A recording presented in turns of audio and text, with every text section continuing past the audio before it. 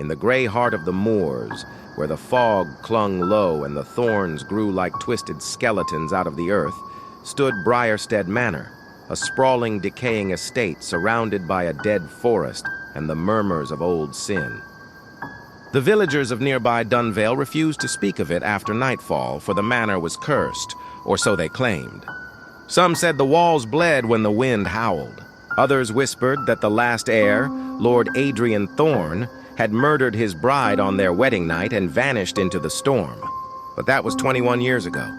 Now, under a slate-colored sky, a carriage arrived at the gates. She was a governess by trade, orphaned by circumstance, and summoned by letter to tend to a child rumored to be half wild and wholly unloved. She stepped down from the coach, cloak fluttering, and met the manor like a challenge. Inside, the house groaned like it remembered pain. Rose was met by a man in shadows, Lucien, the steward. He had sunken cheeks and eyes too watchful. "The master is unwell," he said, voice like dead leaves. "He does not receive visitors." "But he hired me," she replied, stepping past him. Lucian didn't stop her. Behind him, a mirror cracked. The child was a pale, sharp-eyed boy named Elias. He spoke rarely, drew strange symbols in the dust, and warned her not to go into the West Wing. Rose did, of course. She always had more curiosity than caution. There she found a locked door veined with vines, real ones pulsing faintly. Behind it, the whispers grew louder.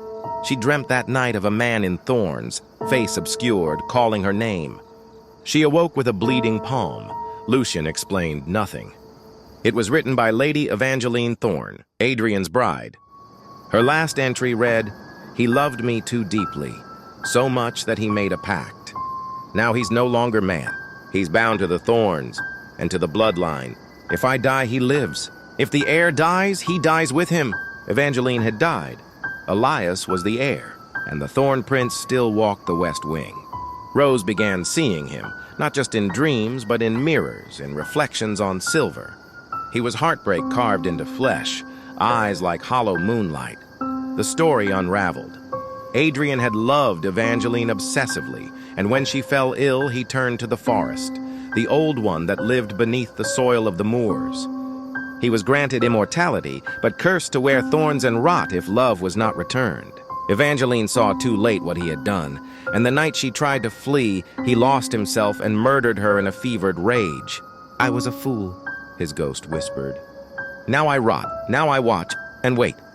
But Rose saw something else, remorse. Lucian was not just a steward. He was the priest of the Old One, a keeper of the curse. He had orchestrated it all.